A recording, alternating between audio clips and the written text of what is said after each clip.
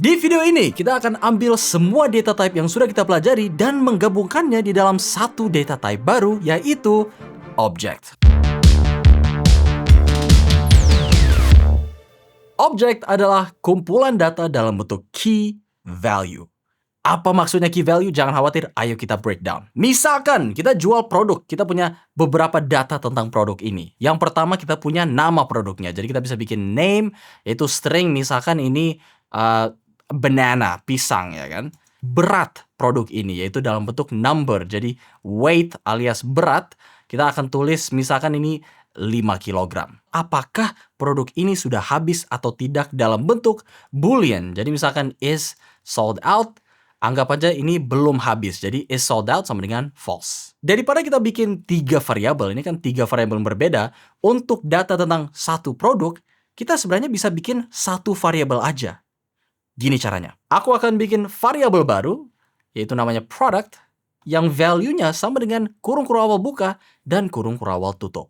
Kita barusan bikin object, tapi kosong, nggak ada isinya. Kita bisa isi object ini dengan pertama menulis key. Data pertama kita adalah nama produk, ya kan? Kita di sini ada name, yaitu pisang. Jadi kita bisa pakai key, yaitu name, baru titik 2, baru value, artinya string pisang. Kita ada key, yaitu name, baru kita ada value, yaitu string pisang. Di JavaScript, ini kita sebut property. Kesimpulannya, kita barusan tulis object dengan satu property, dengan key name, dan value pisang. Object itu bisa memiliki lebih dari satu property. Jadi misalkan kita mau tambahkan property untuk berat. Pertama kita akan tulis koma untuk menjadi pemisah. Selanjutnya kita akan tulis key baru kita, yaitu di sini kita mau tambahkan berat, jadi key-nya yang cocok mungkin weight. Titik 2 baru value untuk property ini, yaitu 5. Sekarang objek kita ada 2 property. Ada property name yang value-nya pisang, ada property weight yang value-nya 5. Terakhir kita ada jika produk ini sudah habis atau tidak, is sold out. Jadi aku akan seperti biasa, koma untuk menjadi pemisah, terus is sold out sebagai key, habis key, titik 2, baru value di sini adalah false. Ini kalau kita lihat, semua satu baris kayak gini agak susah dibaca ya, apalagi nanti misalkan ada banyak properti ini sampai keluar screen. Kita bisa format objek ini untuk lebih mudah dibaca dengan menggunakan garis baru per property. Kita ada 3 property, name, weight, dan is sold out. Tinggal kita buat garis baru per property, dan sekarang objek kita jauh lebih mudah dibaca. Kita berhasil menggabungkan 3 variabel yang berbeda menjadi satu variabel dengan 3 property.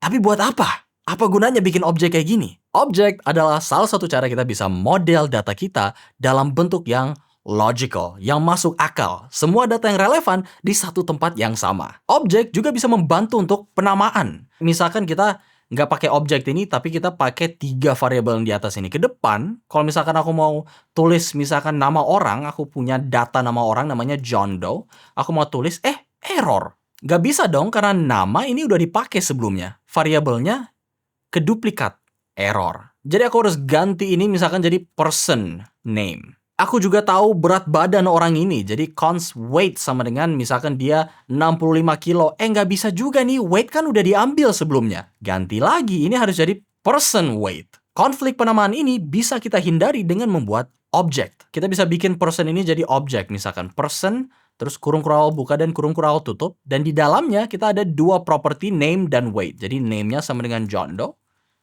koma sebagai pemisah, dan selanjutnya weight atau berat badan sama dengan 65.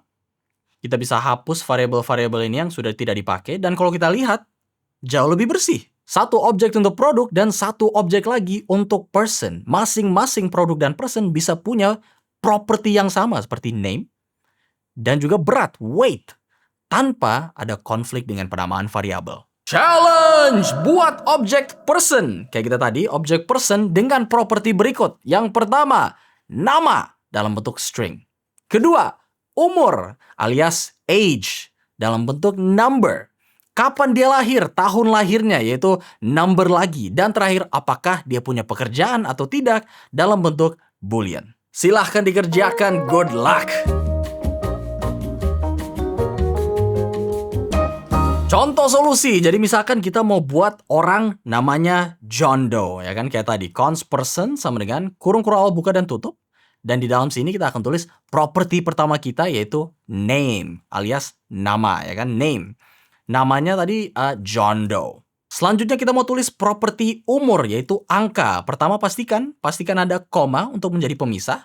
Dan kita akan tulis properti selanjutnya itu umur alias age. Titik 2, misalkan orang ini umur 25. Selanjutnya tahun lahir, jadi koma dulu, baru kita bisa tulis tahun lahir apa ya? Date of birth, yaitu 2000. Dan terakhir, apakah orang ini punya pekerjaan atau tidak, atau is employed. Misalkan dia punya pekerjaan, jadi ini sama dengan true. Inilah contoh solusi. Kalau kamu dapat jawaban yang mirip dengan ini, luar biasa, kamu lolos. Oke, gimana kalau aku mau log nama orang ini? Coba kita log, misalkan console, log, person. Coba kita lihat hasilnya, kita dapat semua properti yang ada di dalam objek itu. Kita dapat name, age, date of birth, is employed, semuanya. Gimana kalau aku butuh namanya doang? Untuk akses properti di objek, ada dua cara. Ada dot notation dan bracket notation. Untuk sekarang kita akan fokus ke dot notation. Sebagai contoh, untuk objek person ini, kalau kita mau akses namanya, kita bisa dengan pertama, nama objek itu, terus titik, alias dot, makanya ada banyak dot notation, baru nama propertinya, yaitu di sini property name. Jadi dot name. Jadi kita console log person titik name, person dot name. Coba kita lihat hasilnya, John Doe. Luar biasa, kita dapat namanya saja tanpa properti lain. Misalkan kalau aku maunya itu umur dia, jadi kita tinggal ganti person titik age. Dan kalau kita lihat hasilnya, 25, yaitu benar. Umur dia 25, sesuai ekspektasi. Challenge! Menggunakan objek person sebelumnya. Log text dengan format bla bla bla, lahir pada tahun bla bla bla. Silahkan kerjakan! Oke, contoh solusi. Jadi aku akan bikin variabel baru, namanya text. Dan teks ini adalah bla bla bla lahir pada tahun bla bla bla. Jadi pertama kita butuh nama dia, artinya person titik name. Pakai dot notation untuk akses nama dia saja. Baru kita plus lahir pada tahun. Jadi spasi lahir pada tahun, akhiri dengan spasi biar ada spasi. Terus plus umur dia, bukan umur ya, tapi kapan dia lahir. Jadi date of birth. Tinggal person titik date of birth. Kalau kamu lihat, saat kamu tekan titik nih, bahkan VS Code akan kasih kamu suggestion, kira-kira apa yang bisa kamu isi di selanjutnya. Kalau di sini kita maunya date of birth.